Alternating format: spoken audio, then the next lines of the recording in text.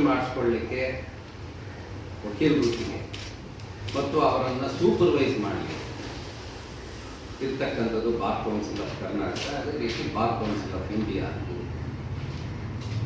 ಇಡೀ ವಕೀಲರು ಆ ಬಾರ್ ಕೌನ್ಸಿಲ್ನ ಒಳಪಟ್ಟು ಎಲ್ಲ ವಿಚಾರಗಳಿಗೂ ಒಳಪಟ್ಟಿರ್ತಾರೆ.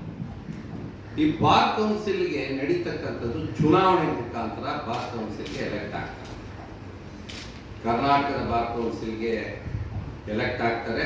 ಇಲ್ಲಿಂದ ಸೆಂಟ್ರಲ್ ಬಾರ್ ಕೌನ್ಸಿಲ್ ಆಫ್ ಇಂಡಿಯಾಗೂ ಕೂಡ ಇಲ್ಲಿಂದ ಎಲೆಕ್ಟ್ ಮಾಡಿ ಕಳಿಸ್ತಾರೆ. ದಿಸ್ ಇಸ್ ದ ಬಾರ್ ಕೌನ್ಸಿಲ್ನ ಪದ್ಧತಿ. ಇದು ಇಡೀ ಭಾರತ ದೇಶದ ವಕೀಲರಿಗೆ ಅನ್ವಯಿಸ್ತಕ್ಕಂಥ, ಅವರನ್ನು ರಿಜಿಸ್ಟರ್ ಮಾಡಿಕೊಳ್ಳಿಕ್ಕೆ, ಅವರ ಶಿಸ್ತು ಕ್ರಮಗಳನ್ನು ನಡೆಸೋದಕ್ಕೆ, ಅವರನ್ನು ಸೂಪರ್ವೈಸ್ ಮಾಡಲಿಕ್ಕೆ ಎಲ್ಲಕ್ಕೂ ಇರ್ತಕ್ಕಂಥ ಇದು ಅಂತ ಹೇಳಿದ್ರೆ ಸಂಸ್ಥೆ ಅಂದರೆ ಬಾರ್ ಕೌನ್ಸಿಲ್ ಆಫ್ ಕರ್ನಾಟಕ ಮತ್ತು ಬಾರ್ ಕೌನ್ಸಿಲ್ ಆಫ್ ಇಂಡಿಯಾ. ಇದಕ್ಕೆ 5 ವರ್ಷಕ್ಕೆ ಒಂದ್ಸರಿ ಚುನಾವಣೆ ನಡೆಸ್ತಾರೆ.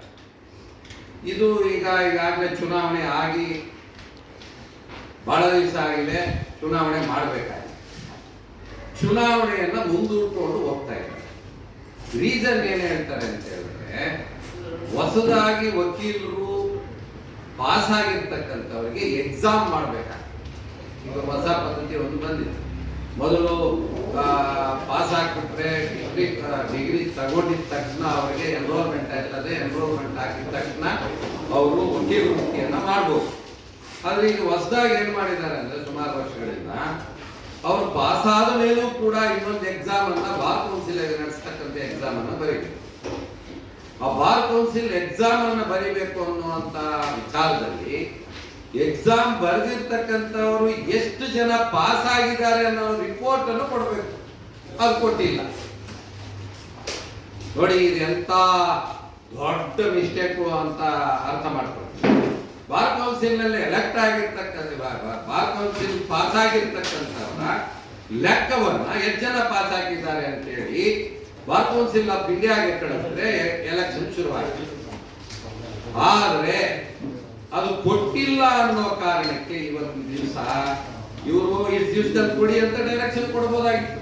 ನೀವು 1 ತಿಂಗಳಲ್ಲಿ, 2 ತಿಂಗಳಲ್ಲಿ, 3 ತಿಂಗಳಲ್ಲಿ ನೀವು ಆ ಲೆಕ್ಕನ ಕೊಡಿ, ಆಮೇಲೆ ನಾವು ಚುನಾವಣೆ ಈಗಾಗಲೇ ಲೇಟ್ ಆಗಿದೆ, ಚುನಾವಣೆ ನಡೆಸಬೇಕು ಅಂತಕ್ಕಂಥ ವಿಚಾರವನ್ನು ಹೇಳ್ಬೇಕಾಯ್ತು.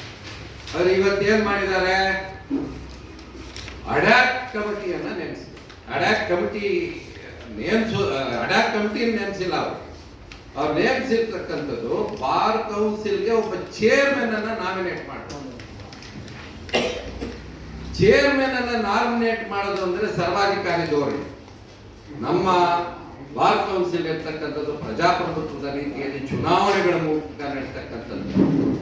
ಆದರೆ ಚುನಾವಣೆಯಲ್ಲಿ ಆಯ್ಕೆಯಾದಂತ ಬಾರ್ ಕೌನ್ಸಿಲ್ ನ ಸದಸ್ಯರು ಅವರ ಚೇರ್ಮನ್ ಅನ್ನ ನೇಮಿಸ್ಕೋತಾರೆ. ಬಾರ್ ಕೌನ್ಸಿಲ್ ಆಫ್ ಕರ್ನಾಟಕಕ್ಕೆ ನಾಮಿನೇಷನ್ ಮಾಡಿರ್ತಕ್ಕಂಥ ವ್ಯಕ್ತಿ ಏನಿದ್ದಾರೆ ಅದು ಇಲ್ಲೀಗಲ್. ಆ ತರ ಅವಕಾಶ ಇಲ್ಲ, ಕಾನೂನಲ್ಲೂ ಇಲ್ಲ, ಆ ಬಾರ್ ಅಡ್ವೊಕೇಟ್ಸ್ ಆಕ್ಟ್ ಅಲ್ಲೂ ಇಲ್ಲ.